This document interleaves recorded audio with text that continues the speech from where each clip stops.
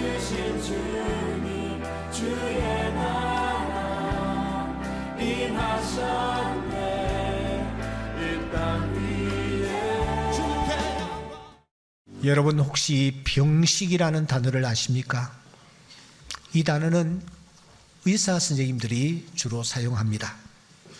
그 뜻은 자신이 어떤 병에 걸려있다 하는 사실을 아는 것을 뜻합니다. 그런데 어떤 환자들은 이 병식이 없습니다. 특별히 정신과 환자들 중에는 병식이 없는 경우가 대부분입니다. 자신이 이러이러한 병을 가지고 있다, 지니고 있다는 것을 알지 못하거나 그래서 인정하지 않는 것입니다. 치료가 가능할까요? 자신이 술 중독자라는 사실을 인식조차 못하는 알코올 중독자가 그 병을 치료할 수 있겠습니까? 끊을 수 있겠습니까? 당연히 불가능한 것입니다. 결국 병식이 없는 사람은 심각한 상태에 빠지게 됩니다. 하지만 병식이 있는 사람은 통증을 느낍니다. 이 통증이라는 것은 대단히 중요한 것입니다.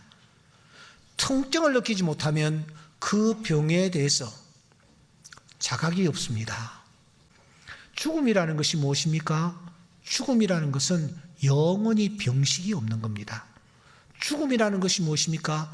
영원히 통증을 느끼지 못하는 겁니다. 이게 바로 죽음인 것입니다. 그렇다면 우리는 우리 자신을 좀 들여다보아야 합니다. 나는 병식을 가지고 있는가? 나에겐 통증이 있는가? 내 자신에 대해서 어느 정도 정확하게 진단을 하고 있느냐 하는 얘기입니다. 우리가 무엇을 판단한다는 것 그렇게 쉽지 않습니다. 더군다나 남을 판단하는 것 이게 그렇게 만만치 않습니다. 그런데 여기에 한 사람이 등장하고 있습니다. 이 사람의 별명은 남을 판단하는 사람이라는 별명을 가지고 있어요. 남을 판단하는 사람. 도대체 이런 별명을 가진 이 사람이 도대체 누구란 말입니까?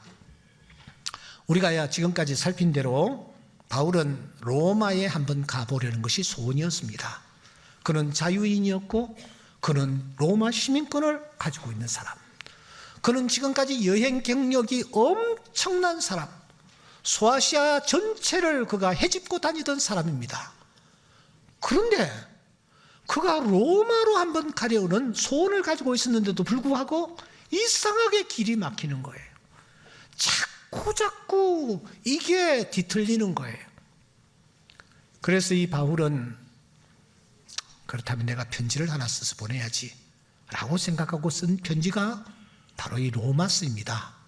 그러므로 이 로마서의 수신자는 두말할 필요도 없이 로마 교회의 성도들입니다. 여러분 로마서 1장 18절을 잠깐 보시기 바랍니다. 1장 18절에 보시면 여기에 보시면 불의로 진리를 막는 사람들이 등장합니다. 불의로 진리를 막는 사람들, 이 사람들이 수신자들입니다. 이 불의로 진리를 막는 사람들이 누구입니까? 그 당시 이방인들은 물론 로마 교회를 형성하고 있는 유대인들, 여기에 로마 교회 여러 성도들, 더 나아가 인류 전체를 포함하고 있습니다. 그러니까 이 로마서 1장 18절 이하의 말씀은 로마 교회 성도들에게만 적용되는 말씀이 아니라 인류 전체를 향한 인류 전체가 수신자라는 말입니다. 그러면 여러분 그 다음에 이어지는 2장 1절 이하의 수신자는 도대체 누구일까요? 이 수신자는 남을 판단하는 사람입니다. 더 구체적으로 얘기하면은 로마 교회 성도들 가운데서 남을 판단하기를 무척이나 좋아하고 남을 판단하는 일에 앞장서는 사람들, 이 사람들이 바로 수신자들입니다. 로마 교회는 역사가 굉장히 깊습니다. 오순절 성령 역사 이후에 예루살렘에 성령의 역사가 나타났을 때에 거기에서 일단의 무리들이 예루살렘에서 교회를 하나 형성하는데 그게 예루살렘 교회입니다. 하지만 디아스포라, 유월절과 오순절을 지키기 위해서 세계 방방곡곡에서 예루살렘으로 왔는데 예루살렘에 온 성도들 가운데서 로마에서 생활하는 성도들이 꽤 많았습니다. 이 사람들이 성령 충만함을 받고 로마에 돌아가 그곳에서 교회를 세웠으니 그 교회가 로마 교회였습니다. 그런데 여러분, 로마라는 도시가 어떤 도시입니까?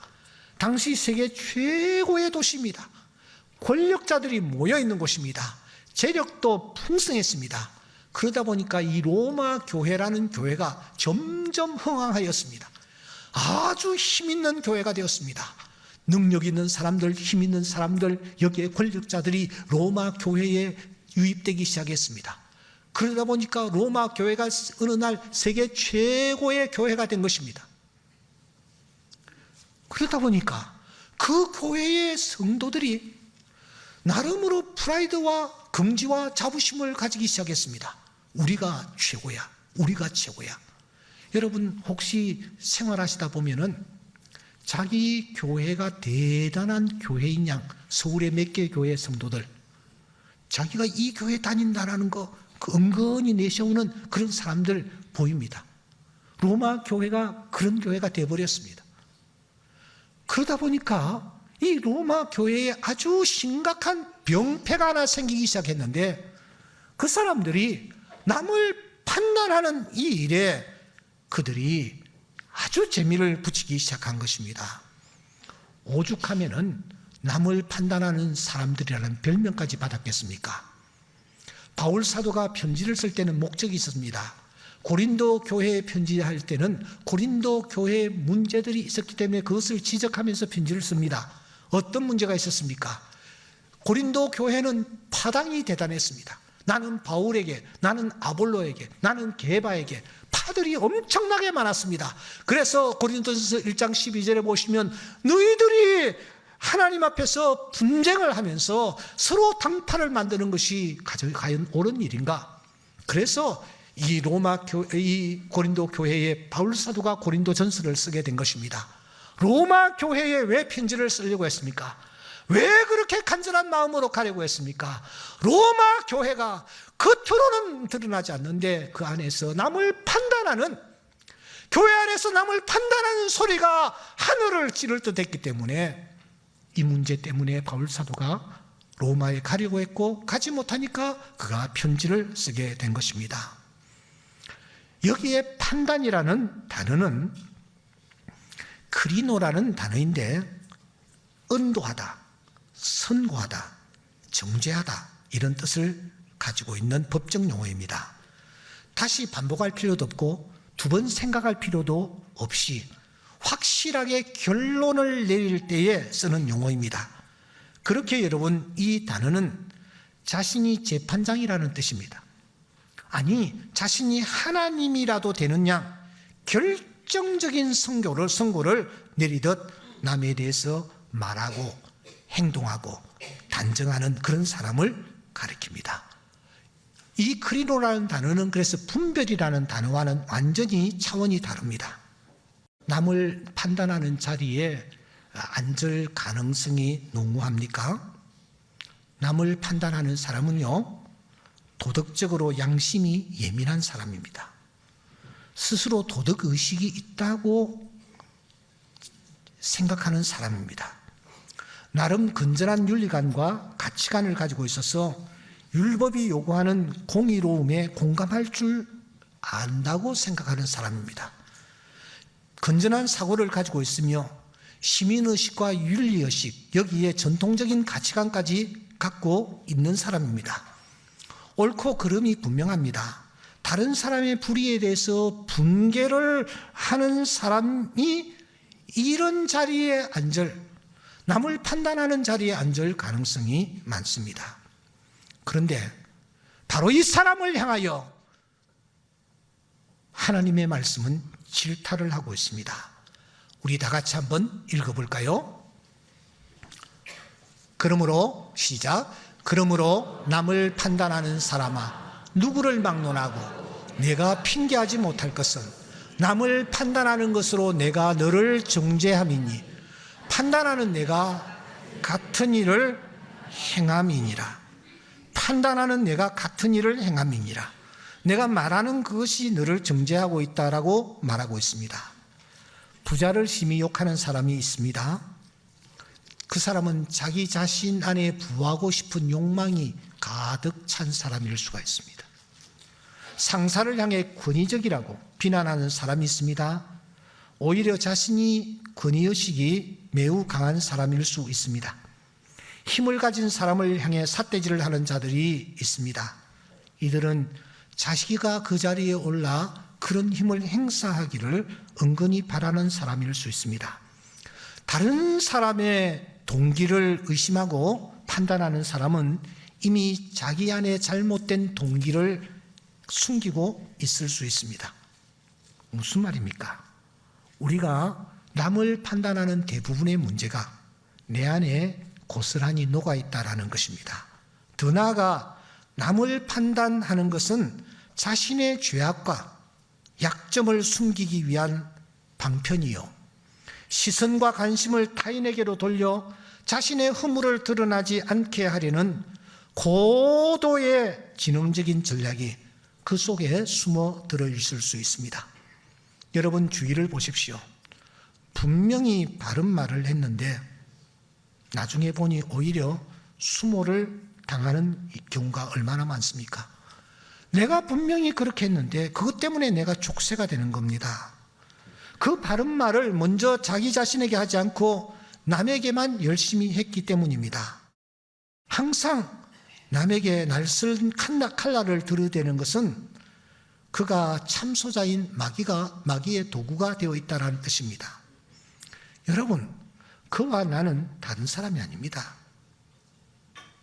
그는 행했고 나는 아직 행하지 아니했을 뿐입니다.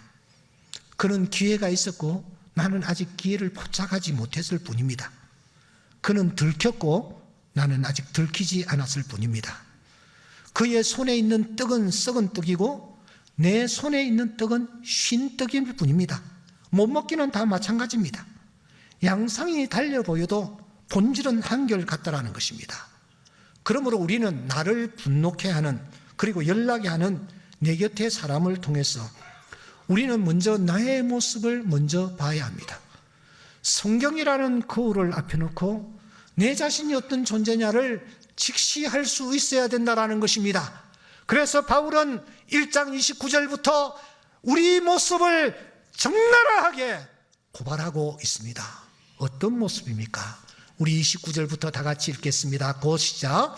곧 모든 불의, 추악, 탐욕, 악의가 가득한 자요, 시기, 살인, 분쟁, 사기, 악독이 가득한 자요, 수군수군하는 자요, 비방하는 자요, 하나님께서 미워하시는 자요, 능욕하는 자요, 교만한 자요, 자랑하는 자요, 악을 도모하는 자요, 부모를 거역하는 자요, 우매한 자요, 배약하는 자요, 무정한 자요, 무자비한 자라. 제가 항목을 헤아려 보니까 모두 21개 항목이었습니다. 여러분이 21개 항목 가운데서 나는 이 부분과는 상관이 없다, 나는 적어도 이 부분은 극복했다, 나는 이 부분에 있어서 하나님 앞에서 부끄러울 것이 없다, 나는 이 부분은 하나님 앞에서 해결하고 살아가는 사람이다 라고 자신 있게 말할 수 있는 항목이 도대체 몇 개나 되신다고 생각하십니까? 다윗이 정의를 앞에 놓고 흥분을 합니다. 나단 선지자 앞에서 그런 자식 그냥 둬서는 되지 않는다고 길길이 뛰었습니다. 그때 나단이 무엇이라고 말합니까? 당신이 그 사람이라고 말합니다. 당신이 바로 그 사람이라고요.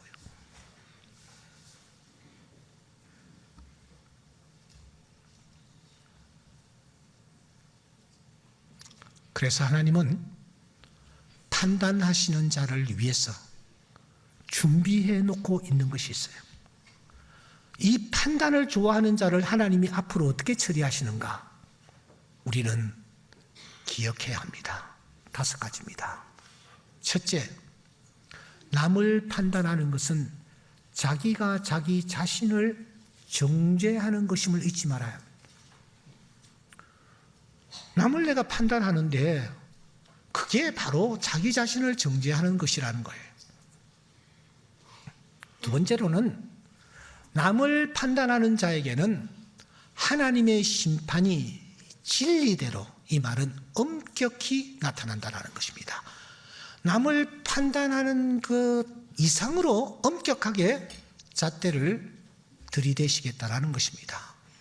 셋째로 남을 판단하는 것은 하나님의 인자하심과 용납하심과 참으심을 멸시하는 태도이므로 하나님은 그 사람에게 인자하심과 용납하심과 참으심을 거두어 버리십니다. 넷째로 남을 판단하는 것은 하나님의 진노를 자신의 머리 위에 하루하루 쌓아가는 것과 다를 바가 없다라는 것입니다. 마지막으로 남을 판단하는 자에게는 환난과 권고가 분명히 있을 것이라 그렇게 말씀합니다. 그래서 찰스 스윈들 목사는 우리가 믿음 생활하면서 남을 비판하지 않아야 된다, 남을 판단하지 않아야 된다, 7가지 이유를 그가 우리에게 알려줍니다. 우리가 남을 비판하지 않고 판단하지 아니해야 할 중요한 이유의 첫째는 우리는 모든 사실을 다 알지 못한다는 겁니다. 정당한 비판을 위해서는 뭘 알아야 돼요. 하지만 우리는 제한된 지식과 정보만 갖고 있습니다. 그러므로 그 사건에 대해서 우리가 정확하게 판단을 할 수가 없습니다. 나타난 현실과 상황만 보고 나는 판단하는데 그 판단이 엉터리 판단일 수가 있다는 거예요. 둘째로 우리는 그 동기를 이해할 수가 없다라는 겁니다. 누구를 비판할 때에 그 사람이 한 행동과 동기에 대해서 내가 다 파악을 해야 합니다. 그런데 겉으로 나타난 행동이나 말, 어떤 액션을 통해서 그 동기를 100% 다 알 수가 없기 때문에 우리는 남을 비판하지 말아야 한다는 것입니다. 셋째로 더 중요한 것은 완전히 객관적으로 우리가 사고할 수 없다는 것입니다. 상대방을 비판하고자 할 때에는 그것이 자신의 주관성이 개입되는 경우가 더 많기 때문에 이게 밸런스가 맞지 않는 거예요. 주관성과 객관성이 같이 날줄과 시줄이 되어야 되는데 주관성이 훨씬 더 강하게 나타나 보니 내가 그냥 기울어진 운동장처럼 그렇게 돼버리는 상황이 된다는 겁니다. 넷째로 상황을 완전히 알지 못하기 때문이라는 것입니다. 모든 상황은 상황 맥락적입니다. 여기 벽돌을 쌓는 아저씨가 벽돌하고 한마디 했습니다. 그러면 그 벽돌이라는 말은 그 벽돌을 쌓는 것을 도우는 이 조수에게 벽돌을 가져오라는 뜻입니다. 하지만 벽돌을 했는데 공사장 아래로 지나가는 사람에게는 벽돌 하면은 벽돌이 떨어지니 빨리 좀 피해라고 지금 하는 겁니다. 같은 단어인데도 이렇게 완전히 상황에 따라서 다른 의미로 전달될 수 있다는 것입니다. 다섯째로 인간들이 보지 못하는 부분들이 참 많이 있습니다. 우리의 생각과 인식은 제한적이기 때문입니다. 제한적이기 때문에 우리가 보고 싶은 것, 보지 못하는 부분들이 참 많이 있습니다. 여섯째로 우리는 편견이 있습니다. 그래서 시야가 흐려질 수 있기 때문에 비판하지 말아야 합니다. 모든 사람에게는 편견이 있습니다. 이 편견이라는 것은 주관성보다 훨씬 우리 자신을 슬프게 하는 것들입니다. 이 주관적인 생각보다 더 왼쪽에 가 있는 것이 편견이라는 겁니다. 결국 그는 말합니다. 우리 자신은 불완전하며 일관성이 없다라는 겁니다. 그래서 그는 이런 결론을 내립니다. 비판하지 않는 사람이 진정한 인격자입니다. 겸허히 당신 자신을 변화시키는 데 힘쓰십시오. 당신 마음을 가꾸기에 힘쓰십시오. 다른 사람을 있는 그대로 인정하십시오. 사랑하는 여러분, 오늘 제가 이제 말씀을 마무리하려고 합니다. 여러분, 별명이 있으십니까? 있다면 그게 뭡니까? 혹시 로마 교회 성도들처럼 남을 판단하는 사람이라는 별명을 받고 있지는 않습니까?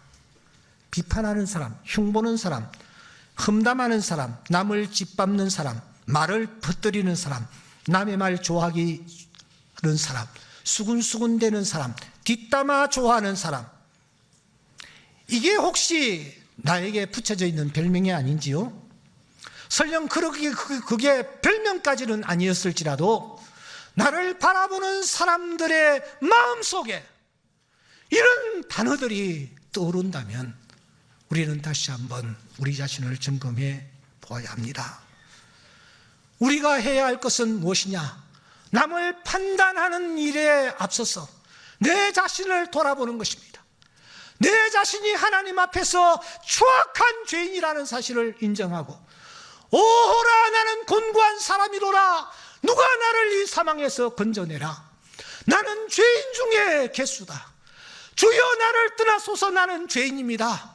언젠가 저 상암동 저 100주년 선교 100주년 그 마당에서 울려 퍼졌던 그 외침, 주여 나는 죄인입니다. 주여 나를 불쌍히 여겨 주시옵소서. 이 기도의 소리, 이 탄식의 소리, 이 회개의 소리 대신에 오늘날 교회에서 남을 판단하고 남에 대해서 이런저런 뒷담화를 하고 남들에 대하여 얘기하는 얘기가 하늘을 찌르고 있다면, 밥 먹는 시간에 식사 자리에서 누구를 놓고 오징어 씹듯이 씹고 있다면, 우리의 입에서 나오는 말이 다른 사람의 약점을 드러내고 다른 사람을 죽이고 그런 소리들이 교회 안에 가득 차 있다면, 오늘 한국 교회는 로마 교회처럼 남을 판단하는 사람이라는 소리를 듣게 될 것입니다. 바라기는 75주년을 맞이하는 우리 충정교회에, 오 주여 나는 죄인입니다. 이놈이 죄인입니다. 나를 불쌍히 여겨주시옵소서 하는 탄식과 회개의 소리가 하늘을 찌를 듯이 가득할 수 있기를 주의 이름으로 축원합니다. 남을 비판하고 남을 판단하고 입만 열었다 하면 로마 교회 성도들처럼 거룩을 위장하고 자기의 신앙 연륜을 자랑하면서 다른 사람을 향하여 삿대질하고 다른 사람을 비판하는 이런 소리들은 우리가 십자가 밑에 다 묻어버리고, 판단하실 분 하나님이심을 기억하고 하나님 앞에서 우리 자신들을 겸허하게 돌아보는 은혜가 있을 수 있기를 주의 이름으로 축원합니다. 바울은 로마서 12장 19절에서 그렇게 얘기하십니다. 내 사랑하는 형제들아, 너희가 친히 원수를 갚지 말아라. 하나님의 진노하심에 맡기되라. 기록되었을 때 원수 갚는 것이 내게 있으니 내가 갚으리라고 주께서 말씀하시느니라. 이어서 고린도전서 4장 5절에 말씀하십니다. 그러므로 때가 이르기 전 주께서 오시기까지 아무것도 판단하지 말라. 그가 어둠에 감추인 것들을 드러내고 마음의 뜻을 나타내시리니 그때에 각 사람에게 하나님으로부터 칭찬이 있으리라. 이 말씀을 마음에 새김질하면서 우리가 새로운 마음의 자세로 주님만 바라보고 믿음으로 나아가는 귀한 은혜가 있기를 주의 이름으로 축원합니다.